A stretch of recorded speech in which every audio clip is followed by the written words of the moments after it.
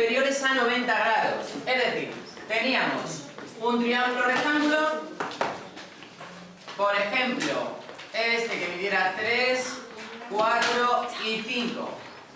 Bueno, en principio, lo que sabíamos hacer es en este triángulo, dadas estas medidas, calcular el seno, coseno y tangente de ese ángulo. Simplemente eran hacer cocientes. Ya dijimos, en principio las razones trigonométricas no son más que eso, cocientes de números, que luego veíamos que se podían aplicar para resolver problemas. Bueno, ¿qué vamos a hacer hoy? Hoy vamos a calcular razones trigonométricas en ángulos superiores a 90 grados. Claro, porque si calculamos razones trigonométricas en un triángulo rectángulo, los dos ángulos que me quedan aquí son siempre menores a 90 grados. Entre los dos tienen que sumar 90 grados, por lo tanto, las razones trigonométricas que estoy calculando siempre eran de ángulos inferiores a 90 grados. La pregunta es, ¿y si tengo que calcular razones trigonométricas que las voy a tener que calcular de ángulos superiores a 90 grados? Aquí tendríamos un ángulo inferior a 90 grados, sabríamos hacerlo. Aquí tendríamos un ángulo inferior a 90 grados, también sabríamos hacerlo. La pregunta es, ¿y si tenemos un ángulo como este caso superior a 90 grados, sabríamos calcular las razones trigonométricas? Pregunta. La cuestión es, tengo este ángulo beta. Ahora, cuando yo trazo este ángulo beta, no hay un triángulo rectángulo. No se forma un triángulo rectángulo relacionado así directamente con ese ángulo. Este sería el ángulo. Voy a borrar todo lo demás para que quede claro. Es decir, que si tenemos ese triángulo, ese ángulo superior a 90 grados, que sería todo esto, ¿cómo calculamos ahora las razones trigonométricas? Pues en realidad igual, porque cuando yo trazo ese ángulo, cuando trazamos ese ángulo, se define un desplazamiento vertical, que bueno, podemos definirlo también como el cateto opuesto al ángulo, ¿sí o no? Y se produce un desplazamiento horizontal, y también podríamos verlo como cateto contiguo al ángulo, ¿sí o no? Es decir, que la definición dice, bueno, pues yo utilizo la misma. Bien, pero yo prefiero verla ya, como os dije al principio, desplazamiento vertical que ha habido y desplazamiento horizontal, o cateto opuesto, cateto contiguo. La cuestión es que, si ya lo veo como desplazamiento vertical y desplazamiento horizontal, me vale para cualquier razón trigonométrica, para cualquier ángulo. Y además, me vale para entender que ahora, cuando calculo el coseno de beta, por ejemplo, el coseno de beta será desplazamiento horizontal partido de hipotenusa o radios. Vamos a ponerle x y h. Sigue siendo lo mismo, ¿de acuerdo? La definición de las razones trigonométricas sigue siendo lo mismo. Dices, pues entonces, ¿qué es lo que cambia? Cambia esto.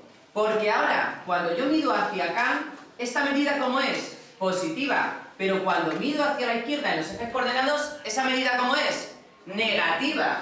Por lo tanto, ahora este desplazamiento horizontal, por eso digo que es mejor medirlo como desplazamiento horizontal, no como cateto contiguo, porque ahora no es la medida de un cateto, sino ese desplazamiento horizontal hacia la izquierda es negativo. ¿De acuerdo? Imaginaros que esto midiera 3. En realidad yo tendría que poner ¿cuánto? Menos 3. ¿De acuerdo? Por lo tanto, lo considero como un desplazamiento horizontal hacia la derecha positivo, horizontal hacia la izquierda negativo. Por lo tanto, si x en este caso fuera 3, esto fuera 4, vamos a poner un poco lo mismo que aquí, justamente, vamos a ponerlo en este caso, sería el mismo triángulo, con las mismas medidas, pero simétrico, pero al otro lado. Sería esto mide 3, esto mide 3, esto mide 4, esto mide 4. Y esto en este caso sería la hipotenusa mide 5 y esto 5. Cuando yo en este caso estoy pidiendo el coseno de ese ángulo, ¿a qué será igual? A desplazamiento horizontal, que ¿cuánto será? Menos 3 partido de hipotenusa o radio en este caso. Vamos a decir ya que es el radio, que sería 5. Por lo tanto, el coseno de ese ángulo beta sería menos 3 partido de 5. Y esa sería la diferencia entre las razones trigonométricas de un ángulo menor de 90 grados, que simplemente sería mirar los lados y hacer el cociente, y un ángulo superior a 90 grados, que en este caso tengo que tener en cuenta si el desplazamiento es negativo o, como en este caso, el desplazamiento vertical, ¿cómo sería? Si nos desplazamos hacia arriba los ejes coordenados, siempre consideramos las íes positivas. Pues aquí lo mismo. En este caso, si quisiera calcular el seno de ese ángulo beta, sería igual a ¿qué? A 4 en positivo, ha subido 4 hacia arriba en positivo, partido de 5. Y si quisiera calcular la tangente de ese ángulo beta, ¿cuánto sería? En este caso sería lo mismo, desplazamiento vertical entre desplazamiento horizontal, que sería 4 entre 3. O si quiero seguir viéndolo como cateto opuesto y cateto contiguo también. Pero lo dicho, teniendo en cuenta, si me desplazo hacia arriba en el eje de las X, en el eje de las Y es positivo, si me desplazo abajo, negativo. En el eje de las X, si me desplazo a la derecha, positivo, y si me desplazo hacia la izquierda, negativo. Dime.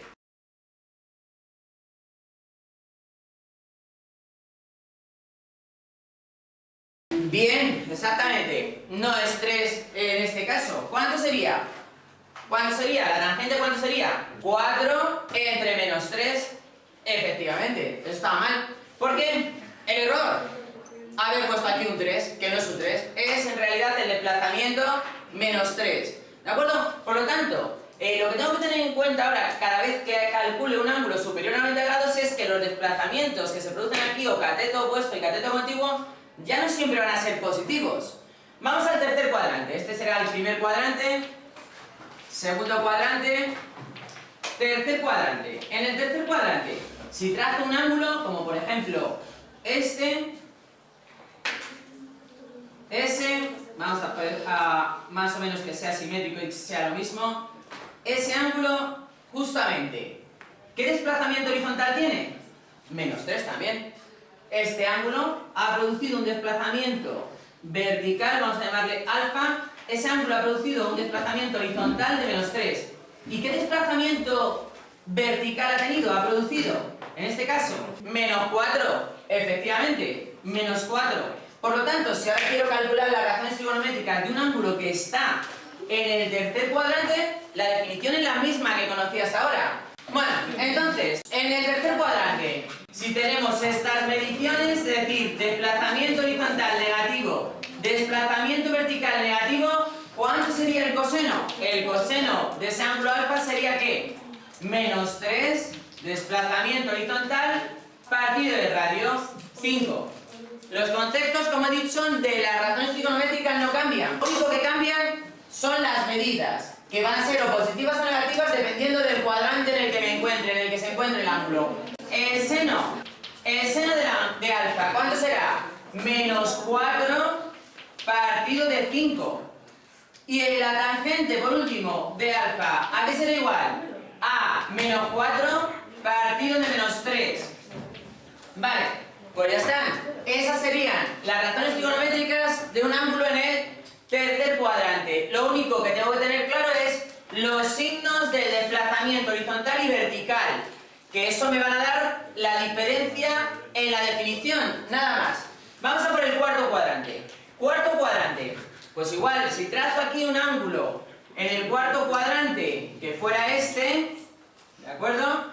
Este ángulo, ¿de acuerdo? Seno sería desplazamiento vertical, que sería menos 4, partido de radio, que seguiría siendo 5. El coseno de este ángulo sería ¿cuánto en este caso? Pues el coseno desplazamiento horizontal que se ha producido cuando trazo este ángulo es este, que sería en este caso 3 partido de radio, 5. Y por último, la tangente de ese ángulo, ¿cuánto será? Desplazamiento vertical menos 4 partido de desplazamiento horizontal, que sería 3. Por eso, cuando definimos las razones trigonométricas, os lo dije claramente que las íbamos a definir en función de los desplazamientos. Y os dije por qué. Precisamente para que luego no nos creara esta confusión. Es decir, que en este caso, cuando trazamos ángulos superiores a 90 grados, en este caso no crear esa confusión de cuál es el cateto contiguo en este ángulo o en este ángulo, porque aquí no veo que para este ángulo se produzca un triángulo rectángulo. Hombre, a partir del ángulo no,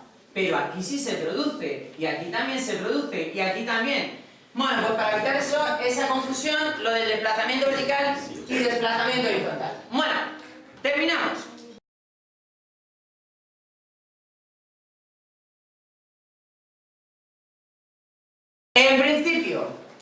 Esto ya nos va a decir incluso, y esto hay algunos que se lo aprenden de memoria.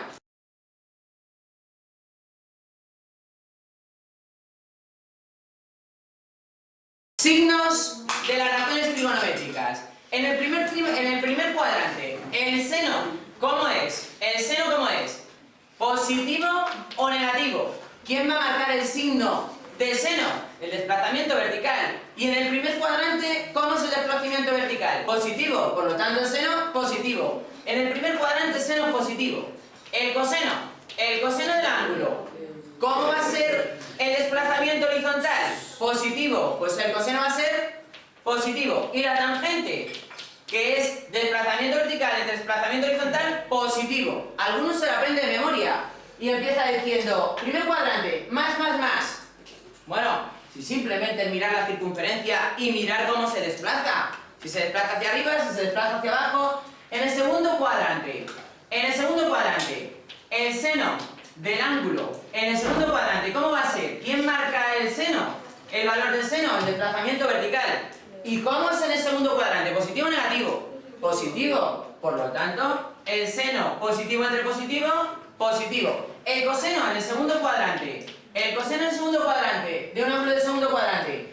¿Quién da el resultado del coseno? ¿Quién define el resultado del coseno? El desplazamiento horizontal. Y en el segundo cuadrante, el desplazamiento horizontal, ¿cómo es?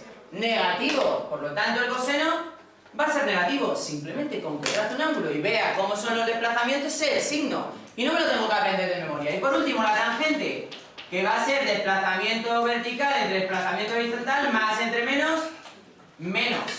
Vamos al tercer cuadrante. Tercer cuadrante. ¿Cómo va a ser el seno?